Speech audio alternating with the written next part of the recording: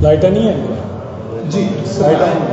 आप सबको मेरा नमस्कार। मैं राजेश मेहता, जिला महासचिव कठुआ, अपनी ओर से, अपनी पार्टी की ओर से इस जिला कार्यालय में मीडिया बंधुओं का बहुत बहुत स्वागत करता हूं।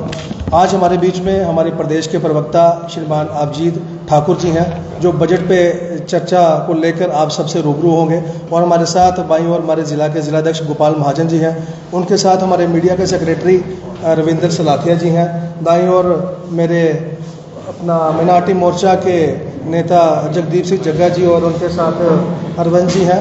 मैं इस कार्रवाई को आगे बढ़ाते हुए माननीय अभिजीत जसोटिया जी से आग्रह करूंगा कि बजट पर चर्चा को लेकर आप सबके साथ रूबरू होंगे। अभिजीत ठाकुर जी। बहुत बहुत धन्यवाद आपका। कठुआ की प्रेस का भी बहुत बहुत धन्यवाद कि आप लोग हमेशा जब भी आपको शॉर्ट नोटिस पे मैं याद करता हूं तो आप लोग आते हैं। इसके लिए आपका दिल से आभार आप सबका। देखिए, आज जो मुझे दिया गया है विषय वो है जो बजट, अभी जो लेटेस्ट बजट पेश हुआ मैडम निर्मला सीतारमण जी द्वारा, और उसके अंदर क्या क्या विशेष बातें रही। भले हम अगर पूरे भारतवर्ष की बात करें उसके संदर्भ में और जम्मू कश्मीर के संदर्भ में क्या क्या लाभ प्राप्त हुए और क्या क्या आने वाले टाइम में भारतीय जनता पार्टी की नीतियां रहेंगी, उसके ऊपर मैं एक विस्तार में आप लोगों से बात करना चाहूँगा। देखिए, सबसे पहली बात जो यहाँ से मैं शुरू करना चाहूँ कि भारतीय जनता पार्टी ने जब 2014 में इस देश का कार्यभार संभाला था और माननीय नरेंद्र मोदी जी जब पहली बार देश के प्रधानमंत्री बने थे, तब अर्थव्यवस्था पूरे हिंदुस्तान की चरमराई हुई थी। और सबसे बड़ी बात ये थी कि भारत की जो जीडीपी थी वो नियर अबाउट डी ग्रोथ की तरफ थी, जबकि पूरी की पूरी जो दुनिया थी वो ग्रोथ के ऊपर थी। और अगर आप आज देखें, जो आज का बजट पेश हो रहा है, आज अगर आप भारत की जीडीपी देखें तो 7 से 8% से हम लोग ग्रोथ के ऊपर है, जबकि मैक्सिमम जितने कंट्रीज हैं, भले आप यूके की बात कर लें, यूएसए की बात कर लें, जो 2 या 3% की ग्रोथ के ऊपर है, जैपनीज इकोनॉमी हार्डली 1% की ग्रोथ के ऊपर है, लेकिन भारत आज 7 से 8% की ग्रोथ के ऊपर जा रहा है। यहां से पता लगता है कि जो सबका साथ सबका विकास और सबका विश्वास की बात की गई थी वो पिछले 10 साल में धरातल में उतार कर दिखाया गया। और आज जब मैं ये प्रेस कॉन्फ्रेंस कर रहा हूं तो मुझे सबसे बड़ी बात जो है, मुझे डॉक्टर जितेंद्र सिंह जी के जो पीएमओ में तीसरी बार फिर से हमारे यहाँ से मेंबर पार्लियामेंट बने, उनके लफ्ज याद आते हैं जब वो बोलते हैं तर्क, तथ्य और तुलना। तो उसी तर्क, तथ्य और तुलना के ऊपर मैं आज अपनी प्रेस कॉन्फ्रेंस करूंगा, ताकि आप ये विश्लेषण लगा सकें कि आज से 10 साल पहले भारत की क्या छवि थी और आज भारत कहां पर है। तो मैं 10 साल पहले की बात करूं तो भारत 11वें नंबर की अर्थव्यवस्था पर था, जबकि आज भारत जो है 5वें नंबर की अर्थव्यवस्था पर है। और बहुत जल्दी जो 5 ट्रिलियन इकोनॉमी जिसका संकल्प हम लोगों ने लिया है, वो भी हम टारगेट अचीव करने वाले हैं। और उससे बड़ी बात अगर आप इसमें देखते हैं, जिस तरह से चारों ओर विस्तार हुआ है हिंदुस्तान का, वो अपने आप में एक सराहनीय बात है। और अगर मैं बात करूं जो इस बजट के संदर्भ में अगर मैं आपसे बात करता हूं तो क्या क्या कुछ हम लोगों को मिला, और युवाओं की बात यहां पर करना सबसे प्रथम मुझे लगता है कि जरूरी है। युवाओं के लिए अगर आप देखें तो जो नए प्रावधान रखे गए हैं सबसे बड़ी, क्योंकि अनएम्प्लॉयमेंट की दर को जितना नीचे लाया जाए उतनी हमारी कोशिश है, और इस प्राथमिकता को हम लोग जो है आगे लेकर जाना चाहते हैं, क्योंकि हमारे लिए युवा शक्ति जो है वही सबसे बड़ी शक्ति है। और युवा शक्ति की अगर आप बात करें 2047 में जब हम विकसित भारत का संकल्प जो हमने लिया है, वो यही युवा है जो हमें 2047 तक लेकर जा सकते हैं। तो उनके अंदर अगर आप देखें जो नए एवेन्यूज हैं जॉब के जो खुल रहे हैं सबके लिए, सबसे बड़ी बात अगर आपको पता होगी, इसके अंदर 1 करोड़ युवाओं को 500 टॉप कंपनीज के अंदर इंटर्नशिप करने का मौका मिलेगा, जिसके ये जो पैसे हैं वो सरकार की तरफ से उनको दिए जाएंगे। ये अपने आप में बहुत बड़ी बात है। अगर हम अपने कठुआ की बात करते हैं या घाटी की बात करते हैं या सांबा के इंडस्ट्रियल एरियाज और जम्मू के इंडस्ट्रियल एरियाज की बात करते हैं, टॉप 500 में से कई ऐसी कंपनीज हैं जो यहां पर भी हैं। अगर इन कंपनीज में मेरे कठुआ के युवा, सांबा के युवा और बाकी लोगों के युवा अगर 1-2 साल की इंटर्नशिप करते हैं, भले वो बड़ी बड़ी कंपनीज में, उनके नाम नहीं लेना चाहता, इनमें अगर आप 1-2 साल या 3 साल की इंटर्नशिप करते हैं तो हिंदुस्तान में कई हजारों ऐसी कंपनीज है, सिर्फ आपका बायोडाटा देकर आपको जॉब दे देगी। और वो इंटर्नशिप करने के लिए आपको अपनी जेब से कुछ नहीं खर्चना है, सरकार आपकी मदद कर रही है। मुझे लगता है एक बहुत बड़ी बात है जिसके लिए खासकर यहाँ के युवाओं को इस चीज का फायदा उठाना चाहिए। जिस हिसाब से इंडस्ट्रियलाइजेशन आज हो रही है कठुआ में, बड़ी बड़ी कंपनीज आ रही हैं, बड़ी बड़ी इन्वेस्टमेंट आ रही है, तो इसका फायदा मेरे कठुआ के युवाओं को और जम्मू के युवाओं को जरूर उठाना चाहिए। इसके अलावा जो ये कंपनीज इनको एम्प्लॉय करती हैं उनको भी जो इसी परफॉर्मेंस रिलेटेड जो इंसेंटिव्स है वो दिए जाएंगे, ताकि कंपनी को भी उतना अच्छा लगे कि हम इन युवाओं को अपने पास इंटर्नशिप करा रहे हैं, इनको एम्प्लॉयमेंट अपने पास ले रहे हैं। फर्स्ट टाइम जो जॉब सीकर्स रहेंगे उनकी सैलरी के अंदर जो है गवर्नमेंट एक बहुत बड़ी मदद कर रही है कि उनको पहली सैलरी जो है वो यहां से दी जाएगी। और प्राइम मिनिस्टर पैकेज के अंदर 5 नई स्कीमें हैं जो युवाओं के लिए एक इनिशिएटिव एम्प्लॉयमेंट का जिसके अंदर लिया हुआ है। सबसे पहले जो स्किल डेवलपमेंट 4 से 4.1 करोड़ लोगों को 5 साल तक इसकी ट्रेनिंग दी जाएगी। ये युवाओं के लिए बहुत बड़ी बात है। जो फर्स्ट टाइमर्स की जैसे मैंने बात की 1 मंथ की सैलरी सभी के सभी जो फॉर्मल सेक्टर्स हैं उनमें सरकार की तरफ से उनको मदद दी जाएगी।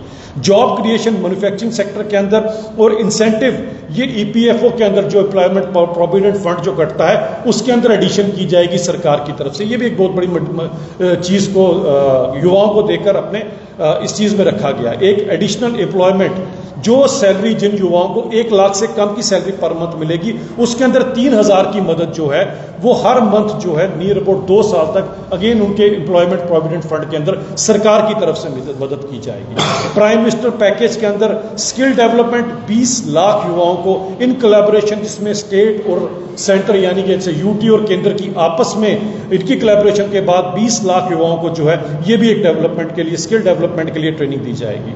इसके अलावा इंटर्नशिप 1 करोड़ युवाओं को 500 कंपनीज जो मैंने पहले भी बात की ये सबसे पहले इंटर्नशिप इनको देने जा रही है। 10 लाख की जो मदद पहले मैंने कही थी इसमें अगर आपको याद होगा जब बजट पेश हुआ था हायर स्टडीज में जो बच्चे जाना चाहते हैं उनको 10 लाख रुपए की जो है मदद सरकार की तरफ से दी जा रही है। अब महिलाओं के लिए बच्चियों के लिए जो दी जा रही है 3 लाख करोड़ रुपए की इन्वेस्टमेंट है। और अगर आप मुद्रा लोन की बात करते हैं जो पहले 10 लाख हुआ करता था अब 20 लाख का मुद्रा लोन, ये अपने आप में बहुत बड़ी एक रकम है। जिन लोगों ने अपना वो 10 लाख का जब वो मुद्रा लोन लिया था अगर उन्होंने उसकी प्रॉपर सफल पेमेंट वापस कर दिया तो आज 20 लाख रुपए उनको दिया जा रहा है जिसमें कोई गारंटी नहीं कोई कुछ नहीं। जो युवा आगे काम करना चाहता है उसके लिए ये मदद दी जा रही है। 12 नए इंडस्ट्रियल पार्क्स बन रहे हैं। स्टैंडर्ड डिडक्शन के अंदर अगर बात करेंगे तो मैंने पहले बताया था आपको कि 50 से 75 हज़ार की जो स्लैब को अभी क्रॉस किया गया और 75 लाख है जिसके अंदर मुझे लगता है काफ़ी है जो सैलरीड लोग हैं उनको उनके इनकम टैक्स के अंदर जो है रिबेट मिलेगी। इसका फायदा भी एक आम सैलरीड क्लास को भी होने जा रहा है। अब किसानों के ऊपर बात करना बड़ी जरूरी है। किसानों की एमएसपी आज से 3 महीने पहले ही बढ़ा दी गई थी और अभी भी जो उनकी एमएसपी के अंदर सबसे बड़ा प्रावधान रखा गया है कि जो उनकी कॉस्ट होती है उस पर 50% की एडिशन कर मार्जिन के अंदर एमएसपी दी जा रही है।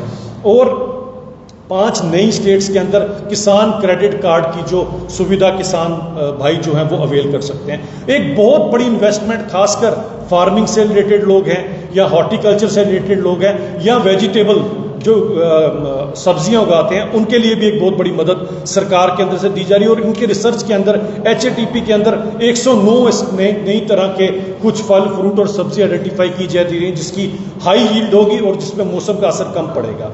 और 1 करोड़ जो किसान हैं पूरे भारत के अंदर वो नेचुरल फार्मिंग के साथ जुड़ेंगे। उसके अंदर भी इनिशिएटिव सरकार ले रही है और 1.52 लाख करोड़ रुपए की इन्वेस्टमेंट। और इसके अंदर मैं आप कठुआ के अगर किसानों की बात करूं या हीरानगर और बाकी इलाकों की अगर मैं बात करूं हमारे इस एरिया में ऑर्गेनिक फार्मिंग की बहुत बड़ी स्कोप है। थोड़ा पानी की दिक्कत जरूर है लेकिन उसके अलावा भी ऐसी चीज स्कोप इसलिए है कि पंजाब में भारी मात्रा में यूज हुई है। इसके कारण जब उनको केमिकल फर्टिलाइजर से ऑर्गेनिक फर्टिलाइजर में कर सकते हैं और इसके अंदर 1 करोड़ आप खुद सोचिए उसके अंदर कितने लोग कठुआ से किसान हो सकते हैं या सांबा और जम्मू के बाकी इलाके के किसान जिनको इसका फायदा हो सकता है। तो मैं किसान भाई को भी कहूंगा कि इसके अंदर जरूर जो है अपनी जितना हो सके गवर्नमेंट की स्कीम का फायदा उठाएं और इमीडिएटली कोशिश होनी चाहिए कि कठुआ जो है वो ऑर्गेनिक कठुआ बने, जम्मू जो है वो ऑर्गेनिक जम्मू बने ताकि किसान लोगों को इसकी मदद मिल सके। इस बजट के अंदर पूरे का पूरा अगर मैं बात करता हूं तो employment, skill development, social justice, manufacturing, urban development, energy के नए जो सोर्स हैं जिसके अंदर अगर आप बात करते हैं तो सोलर पैनलिंग, इन सब पे फोकस किया जा रहा है ताकि किस तरह से विकसित भारत की ओर हम सके बढ़ सके।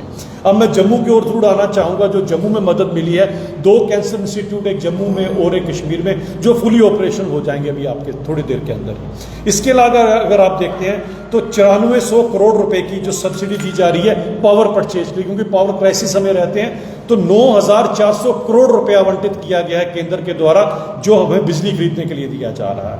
इसके अलावा अगर आप देखें तो 398 करोड़ रुपया फॉर कंस्ट्रक्शन ऑफ PMGSY में जो सड़कें बननी है, यहाँ पर नाबार्ड में सड़कें बननी है, जो पुल बनने हैं, उसके लिए जम्मू कश्मीर को दिया जा रहा है। उसके अलावा अगर आप देखते हैं तो 1875 करोड़ रुपया, ये भी बहुत बड़ी बात है। एजुकेशन सेक्टर में जो बोलते हैं क्या किया गया, सर्व शिक्षा अभियान के अंदर बहुत बड़ी रकम है। ये 1875 करोड़ रुपए की जो रकम की इन्वेस्टमेंट समग्रा के अंदर की जा रही है, ये भी अपने आप में एक ऐतिहासिक बात है।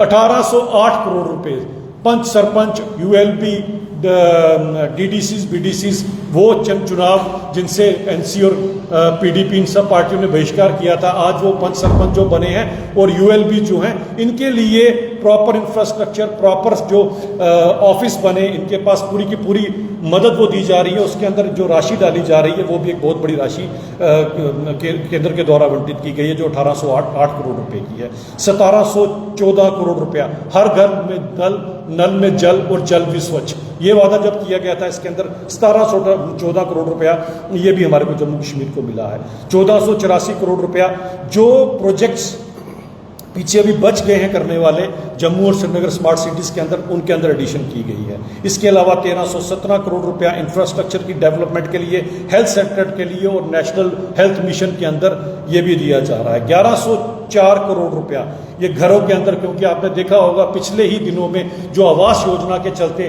पिछले दिनों जब मैं चुनावों में भी यहाँ रहा और मुझे दूर दराज के इलाकों में जाने का मौका मिला, तो मैंने ये देखा कि पिछले 4-5 सालों के अंदर मैक्सिमम लोगों के पास आज अपना पक्का घर है, और जिनके पास अब नहीं है उनके लिए भी एक अलग से विशेष राशि केंद्र के द्वारा यहाँ पर दी गई है।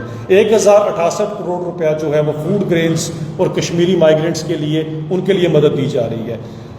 1021 करोड़ रुपया जो मैंने पहले बात की, हॉलिस्टिक डेवलपमेंट ऑफ एग्रीकल्चर, इन सब चीज़ों के लिए दिया जा रहा है। तो ओवरऑल अगर मैं इस बजट की आपसे बात करना चाहूँ तो आप एक चीज़ देखिएगा कि भारत आज से पहले कहाँ था और अब भारत कहाँ पर है। और ये सब का सब तभी किया गया कि हमारी भारतीय जनता पार्टी ने जितने भी बजट पेश किए, अभी भी जो इस साल में जब बजट पेश किया गया था पहले वाला, तो वो चुनाव से पहले का बजट था। सबके सब उस समय ये सोच रहे थे पता नहीं चुनावों को देखकर ये बजट रखा जाएगा, लेकिन भारतीय जनता पार्टी ने, क्योंकि हमारे लिए सबसे प्रथम देश आता है, देश किस तरह से उन्नति कर सके, इसीलिए उस बजट को रखा गया था। शायद इसी तरह के बजट रखते रखते ही हम 11वें नंबर से 5वें नंबर की अर्थव्यवस्था बन चुके हैं। और आने वाले टाइम में अगर हम 5 ट्रिलियन इकोनॉमी का अगर एक सपना देख रहे हैं, वो प्रैक्टिकली इसलिए पॉसिबल है कि ये जो बजट बन रहा है, ये भारत को विकसित किस तरह बनाया जाए, भारत को आगे किस तरह लिया जाए, युवा के लिए क्या किया जाए, बेरोजगारों के लिए क्या किया जाए, महिला मातृशक्ति के लिए क्या किया जाए, किसानों के लिए क्या किया जाए, ओवरऑल डेवलपमेंट, हर एक किसी को शायद सबका साथ, सबका विकास